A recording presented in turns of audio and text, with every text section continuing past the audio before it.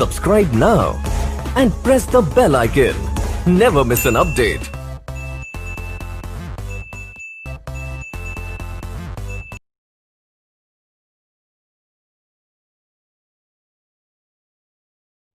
નમસ્કાર વિદ્યાર્થી મિત્રો, વિષય નામાના મૂળ તત્વો, પ્રકરણ નંબર 5 ભાગીદારનો પ્રવેશ. ગયા લેક્ચરની અંદર આપણે અમુક મુદ્દાઓને ધ્યાનમાં લઈને નફા નુકસાનનું નવું પ્રમાણ અને ત્યાગની ગણતરીના સૂત્રનો અભ્યાસ કર્યો હતો. તેનું થોડું પુનરાવર્તન કરી લઈએ. જેમાં પ્રથમ મુદ્દો હતો, જ્યારે દાખલાની અંદર જૂનું પ્રમાણ અને નવા ભાગીદારનો નફાનો ભાગ આપેલો હોય અને આપણે જો નવું પ્રમાણ અને ત્યાગની ગણતરી કરવી હોય તો સૌપ્રથમ શું શોધવાનું? તો કે બાકીનો નફો. બાકીના નફાનું સૂત્ર હતું કુલ નફો માઈનસ નવા ભાગીદારના નફાનો ભાગ. કુલ નફો દાખલામાં આપેલો હશે નહીં. કુલ નફાને આપણે એક ધારવાનો રહેશે. ત્યારબાદ નવા પ્રમાણનું સૂત્ર હતું બાકીનો નફો ગુણ્યા જૂનું પ્રમાણ, અને ત્યાગનું સૂત્ર હતું જે આપણે ચેપ્ટર નંબર 4 માં ભણી ગયા એ જ મુજબ ત્યાગ બરાબર જૂનો ભાગ માઈનસ નવો ભાગ અથવા તો જૂનું પ્રમાણ માઈનસ નવું પ્રમાણ. ત્યાર પછીનો બીજો મુદ્દો હતો જેમાં નફા નુકસાનનું જૂનું પ્રમાણ, નવા ભાગીદારનો નફાનો ભાગ અને ત્રીજું આપણને આપેલું હતું પ્રવેશ બાદનું પ્રમાણ. તો પ્રવેશ બાદનું પ્રમાણ આપેલું હોય અને આપણે જો નફા નુકસાનનું નવું પ્રમાણ અને ત્યાગ શોધવાનું હોય તો સૌપ્રથમ બાકીનો નફો શોધવાનો. બાકીના નફાનું સૂત્ર શું? કુલ નફો માઈનસ નવા ભાગીદારનો નફાનો ભાગ. ત્યારબાદ નવું પ્રમાણ શોધવાનું. નવા પ્રમાણનું સૂત્ર બાકીનો નફો ગુણ્યા શું? પ્રવેશ બાદનું પ્રમાણ. ત્યારબાદ ત્યાગનું સૂત્ર આવે જૂનો ભાગ માઈનસ નવો ભાગ અથવા જૂનું પ્રમાણ માઈનસ નવું પ્રમાણ. અને ખૂબ જ મહત્વનો મુદ્દો હતો કે દાખલાની અંદર આપણને શું આપેલું હોય? ત્યાગ. ભાગીદારોએ કરેલ ત્યાગ આપેલો. જેવો આપણને ખબર પડે કે દાખલાની અંદર ત્યાગ આપેલો છે એટલે સીધો ફોકસ કોની પર કરવાનો? તો કે શબ્દ પર. કયા શબ્દ? જો માથી અને પૈકી શબ્દ હોય. કયો શબ્દ? માથી અને પૈકી શબ્દ હોય તો છેદને સરખા કરવાથી ત્યાગ મળે છે. અને ભાગનો અથવા ભાગના શબ્દ હોય તો ત્યાગ શોધવાનું સૂત્ર થાય કે ત્યાગ બરાબર જૂનું પ્રમાણ ગુણ્યા ભાગીદારોએ કરેલ ત્યાગ. અને ત્યાગ મળી ગયા બાદ આપણે નવું પ્રમાણ શોધવાનું. તો જ્યારે દાખલાની અંદર ત્યાગ કે ત્યાગનું પ્રમાણ આપેલું હોય ત્યારે નવા પ્રમાણ શોધવાનું સૂત્ર બદલાય છે. તો કે નવું પ્રમાણ બરાબર સૂત્ર શું આવશે? જૂનું પ્રમાણ માઈનસ ત્યાગ. અને ત્યાર પછીનો ચોથો ટોપિક હતો આપણો કે જ્યારે દાખલાની અંદર ત્યાગનું પ્રમાણ આપેલું હોય. જો દાખલાની અંદર ત્યાગનું પ્રમાણ આપેલું હોય તો સૌપ્રથમ આપણે ત્યાગ શોધવાનો. તો ત્યાગ શોધવાનું સૂત્ર શું? તો કે નવા ભાગીદારનો નફાનો ભાગ ગુણ્યા ત્યાગનું પ્રમાણ. ત્યાગ મળી જાય ત્યારબાદ નવું પ્રમાણ શોધવાનું. તો અગાઉ જોયું એ જ મુજબ કે નવું પ્રમાણ બરાબર જૂનું પ્રમાણ માઈનસ ત્યાગ. અને ત્યાર પછી એક નાનકડા બે મુદ્દાઓ જોયા હતા કે જ્યારે દાખલાની અંદર નવા ભાગીદારનો નફાનો ભાગ જ નહીં આપ્યો હોય અને આપણે નવા ભાગીદારના નફાનો ભાગ શોધવો હોય તો શું કરવાનું? કે દાખલાની અંદર જેટલા ભાગીદારો છે એ જેટલા ભાગીદારો ત્યાગ કરે છે એ બધાના ત્યાગનો શું કરવાનો? સરવાળો. એટલે આપણને શું મળે? નવા ભાગીદારના નફાનો ભાગ. ત્યારબાદ જોયું હતું કે દાખલાની અંદર કોઈ એક જ ભાગીદારનો ત્યાગ આપેલો હોય એટલે કે બીજા ભાગીદારનો ત્યાગ આપણને આપેલો હોય નહીં. તો એવા સમય ઉપર બીજા ભાગીદારનો ત્યાગ શોધવો હોય તો શું કરવાનું? તો નવા ભાગીદારનો નફાનો ભાગ આપેલો હોય એની અંદરથી જે ભાગીદારનો ત્યાગ આપેલો છે એને બાદ કરી દેવાનો. એટલે આપણને શું મળી જાય? બીજા ભાગીદારના ત્યાગ મળે છે. એટલે કે બીજા ભાગીદારનો ત્યાગ શોધવો હોય તો બીજા ભાગીદારનો ત્યાગ બરાબર નવા ભાગીદારનો નફાનો ભાગ માઈનસ પ્રથમ ભાગીદારે કરેલ ત્યાગ. આ લેક્ચરની અંદર આપણે સ્વાધ્યાયના પ્રશ્ન નંબર 3 જેમાં આપણે નવું પ્રમાણ અને ત્યાગની ગણતરી કરવાની છે. પ્રશ્ન નંબર 3 અને દાખલા નંબર 1 અને દાખલા નંબર 2 નો આજે આપણે અભ્યાસ કરવાનો છે. તો જોઈએ દાખલા નંબર 1. દાખલા નંબર 1 ની રકમ આ મુજબ છે. રકમ વાંચીને સૌ પ્રથમ આપણે એ નક્કી કરવું પડશે કે દાખલાની અંદર કઈ બાબતો આપણને આપવામાં આવેલી છે. તો જોઈએ દાખલા નંબર 1. A અને B કેટલા ભાગીદાર? 2. A અને B 3:2 ના પ્રમાણમાં નફો નુકસાન વહેંચતા ભાગીદારો છે. તો આ 3:2 શું કહેવાય? કે 3:2 એ શું છે? નફા નુકસાનનું જૂનું પ્રમાણ. તો અહીંયા આપણે લખવાનું કે આપણા દાખલાની અંદર શું આપેલું છે? તો કે જૂનું પ્રમાણ આપેલું છે. કેટલું આપેલું છે? તો કે 3:2. ત્યાર પછી કીધું છે કે તેઓએ C ને નફામાં 1/4 ભાગ આપવાની શરતે દાખલ કર્યો. કોણે દાખલ કર્યો? A અને B. કોને? C ને. તો આ C કોણ કહેવાય? તો કે નવો ભાગીદાર. નવા ભાગીદારને નફામાંથી કેટલો ભાગ આપવાનો છે? તો કે 1/4 ભાગ આપવાની શરતે પેઢીમાં દાખલ કરેલો છે. એટલે કે 1/4 છે એ નવા ભાગીદારનો નફાનો ભાગ કહેવાય. એટલે દાખલાની અંદર બીજું શું આપ્યું છે? તો કે C નો નફાનો ભાગ. શું આપેલો છે? C નો નફાનો ભાગ કેટલો આપેલો છે? 1/4. હવે બીજું કઈ દાખલામાં આપવામાં આવેલું નથી. C એ કોણ છે? નવો ભાગીદાર. ઓકે, તો હવે આપણે જોઈએ કે કઈ પદ્ધતિનો ઉપયોગ થાય છે. તો જો દાખલાની અંદર બે વસ્તુ આપેલું છે. પહેલું શું? જૂનું પ્રમાણ કેટલું? 3:2. ત્યાર પછી નવા ભાગીદાર એટલે કે C નો નફાનો ભાગ કેટલો? 1/4. આપણે શું શોધવાનું? તો કે નવું પ્રમાણ અને ત્યાગ શોધવાનો છે. તો જ્યારે દાખલાની અંદર જૂનું પ્રમાણ અને નવા ભાગીદારનો નફાનો ભાગ આપેલો હોય ત્યારે આપણે સૌપ્રથમ શું શોધવાનું? તો કે બાકીનો નફો. તો બાકીનો નફો પહેલા શોધી લઈએ. તો બાકીનો નફાનું સૂત્ર શું? તો કે બાકીનો નફો બરાબર કુલ નફો માઈનસ નવા ભાગીદારનો. કોનો? નવા ભાગીદારનો નફાનો ભાગ. ઓકે, તમે જોઈ શકો છો કે કુલ નફો દાખલામાં આપેલો હશે નહીં. એટલે કુલ નફાને આપણે કેટલો ધારવાનો? 1. તો ધારો કે કુલ નફો કેટલો છે? તો કે 1. કુલ નફાને દરેક દાખલાની અંદર કેટલો ધારવાનો? 1. ધરાઈ ગયો. તો કુલ નફાની જગ્યાએ કેટલા મૂકીશું હવે આપણે? 1 માઈનસ નવા ભાગીદારનો નફાનો ભાગ. તો નવા ભાગીદારનો નફાનો ભાગ કેટલો છે? તો કે નવો ભાગીદાર કોણ? C. C નો નફાનો ભાગ કેટલો છે? 1/4. તો અહીં આપણે લખીશું 1/4. 1 માંથી 1/4 બાદ કરીએ. આન્સર કેટલો મળે?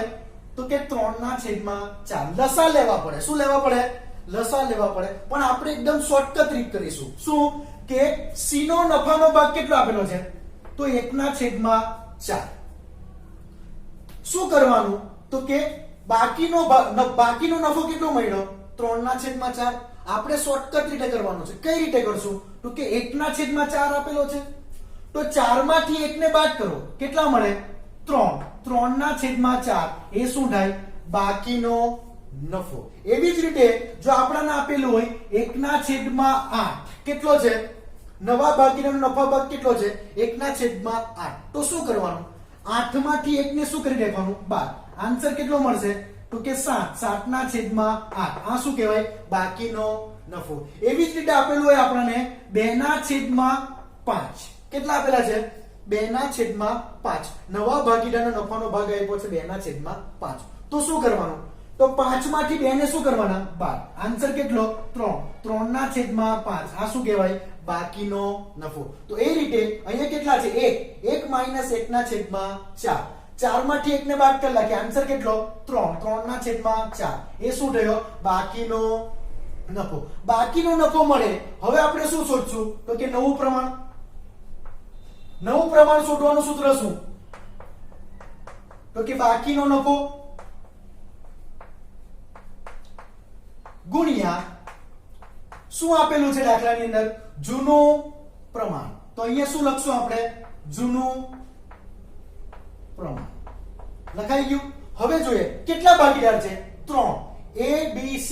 તો સૌપ્રથમ આપણે નવું પ્રમાણ કોને શોધીશું તો કે A નું.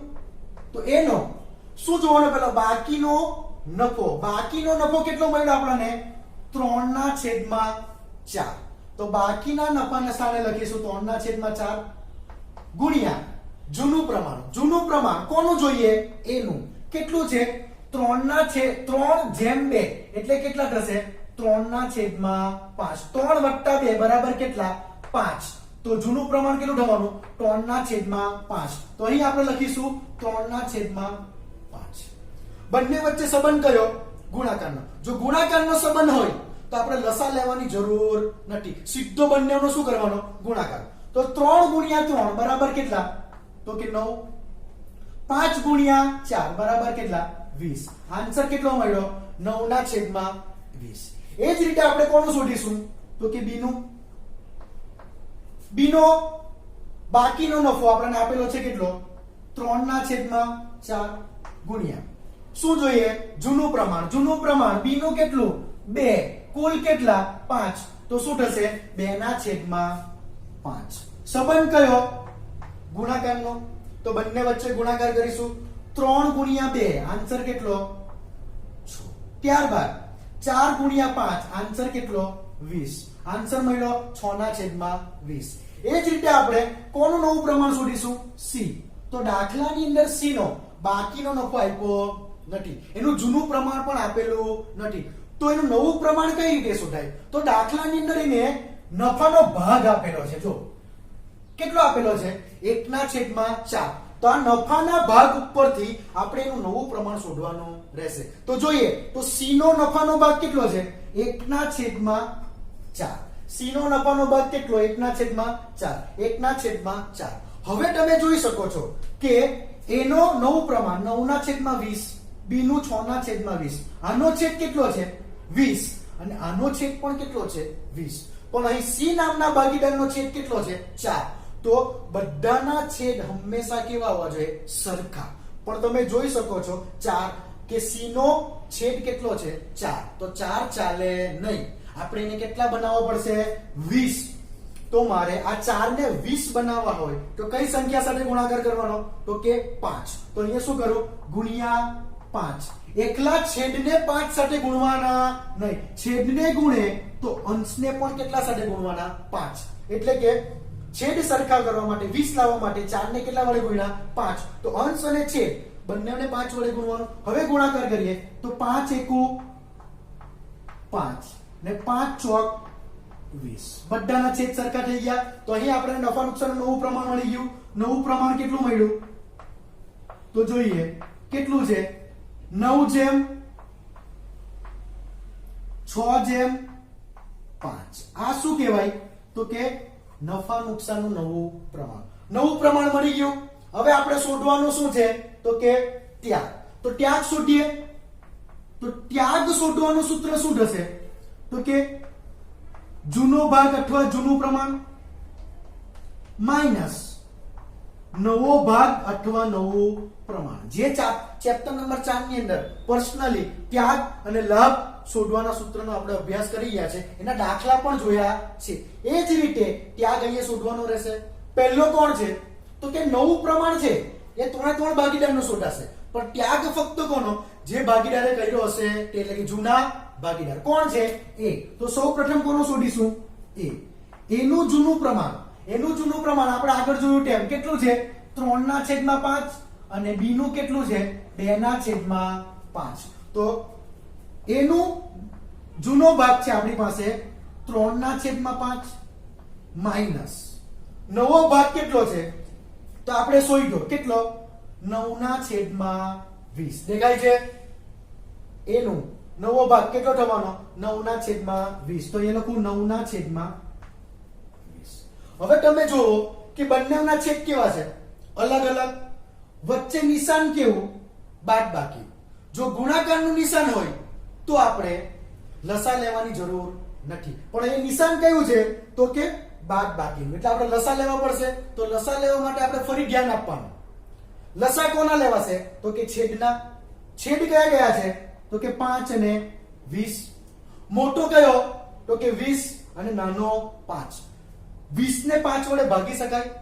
હા, 20 ને 5 વડે ભાગી શકાય. લસા લેવાની બે રીત સમજાવેલી કે જો મોટી સંખ્યાને નાની સંખ્યા વડે ભાગી શકાય એમ હોય તો મોટી સંખ્યા આપણો લસા બને, અને બંને છેદને ભાગી શકાય એમ ન હોય તો એવા સમય પર બંનેના છેદનો શું કરી કરવાનો? ગુણાકાર, અને જે જવાબ મળે એ આપણો શું કહેવાશે? લસા. તો અહીં 20 ને 5 વડે ભાગી શકાય છે, મતલબમાં આપણો લસા કેટલો બનવાનો?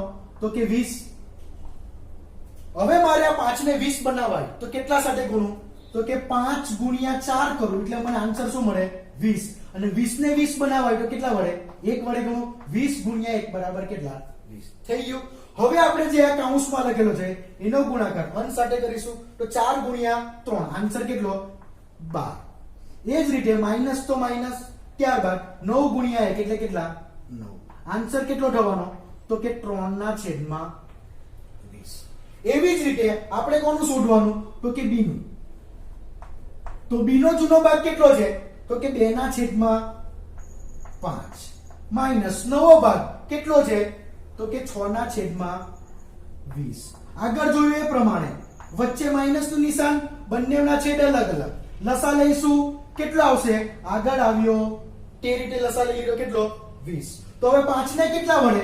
તો કે 5 ને 4 વડે, એટલે 5 ગુણ્યા 4 એટલે 20, અને 20 ગુણ્યા 1 એટલે કેટલા થયા? 20. ઓકે. હવે જે આ છે કૌંસમાં જે રકમ આપેલી છે એનો અંશ સાથે ગુણાકાર કરીએ તો 4 ગુણ્યા 2 એટલે આન્સર કેટલો? 8. અને માઈનસ છે તો માઈનસ કરીશું. ત્યારબાદ 6 ગુણ્યા 1 એટલે આન્સર કેટલો મળશે? 6. 8 માંથી 6 જાય, આન્સર કેટલો? 2. 2/20. ઓકે. તો નવા ભાગીદાર C નું આપણે ત્યાગ શોધવાનો થશે નહીં. તો ત્યાગનું પ્રમાણ કેટલું આવશે? તો આના પરથી આપણે ત્યાગનું પ્રમાણ શોધવાનું. તો ત્યાગનું પ્રમાણ કેટલું થશે? તો કે 3 અને 2 એટલે કેટલું થશે? 3/2. આ શું કહેવાશે? આપણું ત્યાગનું પ્રમાણ. આ રીતે ટૂંકો દાખલો ગણવાનો રહેશે. ત્યારબાદ જોઈશું દાખલા નંબર 2. દાખલા નંબર 2 ની રકમ આ મુજબ છે. A અને B બે ભાગીદારો છે. એક પેઢીમાં 4/5 અને 2/10 ભાગે નફો નુકસાન વહેંચતા ભાગીદારો છે. ભાગીદાર કેટલા? A અને B. આ 4/5 અને 2/10 ના ભાગે નફો અને નુકસાન વહેંચે છે, તો આને શું કહેવાય? તો કે જૂનું પ્રમાણ. એટલે દાખલાની અંદર આપણને જૂનું પ્રમાણ આપેલું છે. એનું કેટલું છે? તો કે 4/5 અને B નું છે 2/10. ત્યારબાદ તેમણે C ને નફામાં 20% ભાગ આપવાની. કેટલા ટકા? 20% ભાગ આપવાની શરતે દાખલ કર્યો. તો આ C છે એ કોણ છે? તો કે નવો ભાગીદાર. નવા ભાગીદારને નફામાંથી કેટલા ટકા? તો કે 20% નફો આપવાની શરતે પેઢીમાં દાખલ કરે છે. તો આ દાખલાની અંદર C નો નફાનો ભાગ એટલે કે નવા ભાગીદારનો નફા ભાગ આપેલો છે કેટલા ટકા? તો કે 20%. હવે તમે જોઈ શકો છો કે જૂનું પ્રમાણ 4/5 અને 2/10 બંનેના છેદ કેવા છે? અલગ અલગ. હંમેશા છેદ કેવા આવવા જોઈએ? સરખા. પણ આ છેદ કેવા છે? અલગ અલગ. એટલે આ આપણું જૂનું પ્રમાણ ગણાય નહીં. તો જૂનું પ્રમાણ આપણે પહેલા નક્કી કરવું પડશે. તો જૂનું પ્રમાણ કેવી રીતે નક્કી કરશું? તો કે અહીંયા જો 4/5 છે અને 2/10. તો 5 છે એને મારે કેટલા બનાવવો પડશે? 10. તો કઈ રીતે બનશે? તો જોઈએ. તો કે જૂનું પ્રમાણ નક્કી કરીએ આપણે. A કેટલું? તો 4/5. B કેટલું? 2/10. બંનેના છેદ અલગ અલગ છે. છેદ સરખા કરશું તો જ આપણને સાચું જૂનું પ્રમાણ મળે. તો અહીં 5 છે ને અહીંયા 10 છે, તો 5 ને કેટલા બનાવવાના? 10. તો 5 ને 10 બનાવવા માટે કઈ સંખ્યા સાથે ગુણાકાર કરવાનો? તો કે 2. અંશ અને છેદ બંનેને 2 વડે ગુણવું પડશે. તો શું થશે? 2/2. ઓકે. તમે હવે જોઈ શકો છો ગુણાકારનો સંબંધ છે.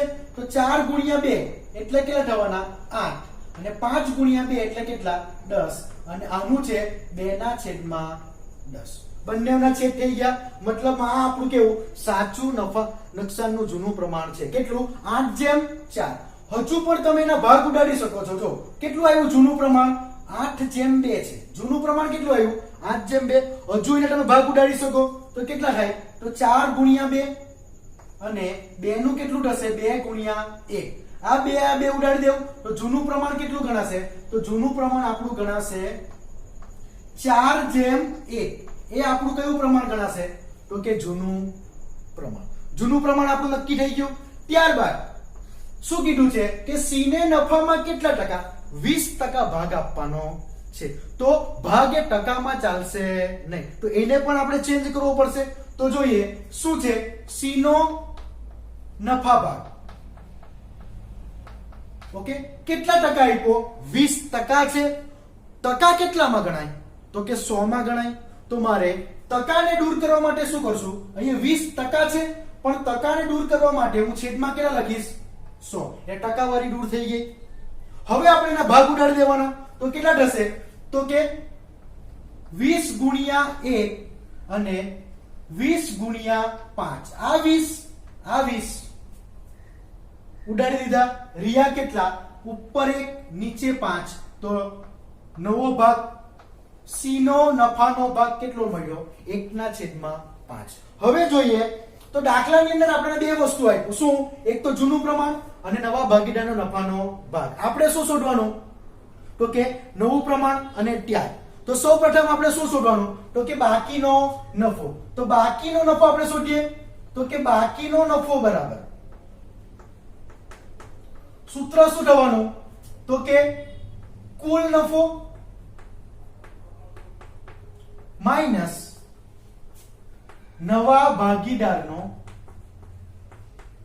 નફા ભાગ ઓકે કુલ નફો કેટલો ધારવાનો આપણે તો કે 1 માઈનસ નવા ભાગીદારનો નફાનો ભાગ 20% છે પણ આપણે ટકામાં ચાલે નહીં એ રીતે ફેરવીને આપણે 1/5 લાવ્યા તો આપણે અહીંયા કે લખશું 1/5 ડાયરેક્ટ આન્સર લખશું કે નો બાકીનો ભાગ મેળવવા માટે શું કરવાનું જે નવો ભાગ છે કેટલો છે 1/5 તો 5 માંથી 1 ને શું કરી દેવાના બાદ 5 માંથી 1 ને બાદ કરો આન્સર કેટલો 4 તો આપણો આન્સર મળશે કેટલો 4/5 બાકીનો નફો મળી ગયો હવે આપણે શું શોધશું તો કે નવું પ્રમાણ આગળ જોઈએ જ પ્રમાણે નવા પ્રમાણનું સૂત્ર શું તો કે બાકીનો નફો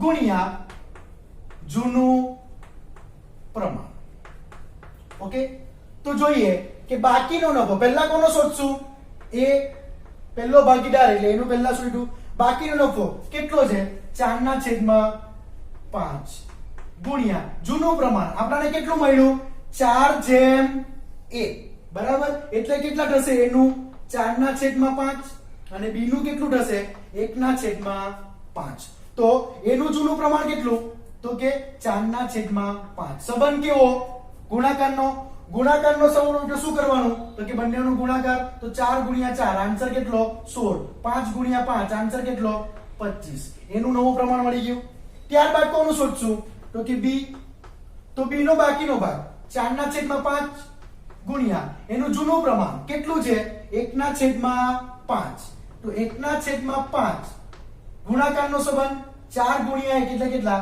4 5 ગુણ્યા 5 કેટલા થવાના 25 હવે કોનું શોધીશું તો કે સી તો સી નું નથી જૂનું પ્રમાણ નથી નવું પ્રમાણ પણ શું આપેલું છે તો સી નો નફાનો ભાગ આપેલો છે કેટલો છે તો સી નો નફાનો ભાગ છે 1/5 તો એના પરથી નવું પ્રમાણ શોધી લઈએ તો અહીંયા કેટલા લખશું આપણે 1/5 જો 16/25 અને 4/25 અહીંયા છેદ કેટલો છે 25 અહીંયા પણ છેદ કેટલો છે 25 પણ સી નો છેદ કેટલો છે તો કે 5 તો 5 ને આપણે કેટલા બનાવવાના 25 કારણ કે બધાના છેદ કેવા હોવા જોઈએ સરખા તો આ 5 ને મારે 25 બનાવાય તો કેટલા વડે ગુણો તો કે બંનેને અંશ અને છેદને 5 વડે ગુણવું પડશે 5/5 5 ગુણ્યા 5 25 થઈ જાય તો હવે ગુણાકાર કરીએ 5 × 1 = 5 એટલે કેટલા 5 છેદમાં 5 ગુણ્યા 5 એટલે કેટલા થાય 25. તો આપણું નફા નુકસાનનું નવું પ્રમાણ મળી ગયું. તો અહીંયા આપણે લખવાનું કે નવું પ્રમાણ કેટલું મળ્યું? તો કે 16/4/5. આને શું કહેવાય?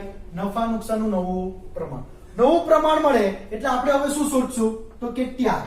ત્યાગ આગળ શોધ્યો તે જ મુજબ ત્યાગ બરાબર શું? જૂનો ભાગ અથવા જૂનું પ્રમાણ માઈનસ નવો ભાગ અથવા નવું પ્રમાણ. પહેલા કોનું શોધીશું? a. એનો જૂનો ભાગ, જૂનું પ્રમાણ કેટલું? 4/1 એટલે કેટલો થયો એનો જૂનો ભાગ? 4/5 માઈનસ નવો ભાગ આપણે શોધ્યો કેટલો? 16/25. નિશાની કઈ? તો કે બાદબાકીની. બંનેના છેદ કેવા? અલગ અલગ.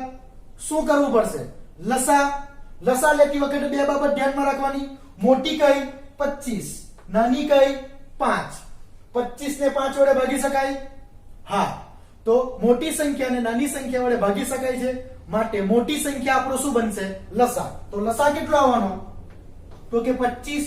તો હવે મારે 5 છે એને 25 બનાવવો હોય તો કઈ સંખ્યા સાથે ગુણું? તો કે 5. 5 ગુણ્યા 5 એટલે 25 થઈ ગયા. હવે 25 ને 25 બનાવવા હોય તો કઈ સાથે ગુણું? 1. 25 ગુણ્યા 1 એટલે 25 થઈ ગયા. હવે આપણે જે કૌંસમાં રકમ લખેલી છે એનો ગુણાકાર અંશ સાથે કરશું. તો 5 ગુણ્યા 4 5 ચોક 20 માઈનસ તો માઈનસ 16 એકુ 16. આન્સર કેટલો? 20 માંથી 16 જાય એટલે 4 બચે અને 25 ના 25 બેઠા 4/25. એ જ રીતે બી નું શોધીશું. તો બી નો જૂનો ભાગ કેટલો થવાનો? 1/5. તો 1/5 માઈનસ નવો ભાગ જે આપણે શોધ્યો છે કેટલો? 4/25. ઓકે. તો જોઈએ નિશાની કઈ? માઈનસ ની. છેદ અલગ અલગ. લસા લેવો પડશે. તો લસા આગળ જો એક પ્રમાણે કેટલો આવવાનો? તો કે 25. તો 5 ને 25 બનાવો કેટલા વડે? 5 વડે. અને 25 ને 25 બનાવવા માટે 1 વડે.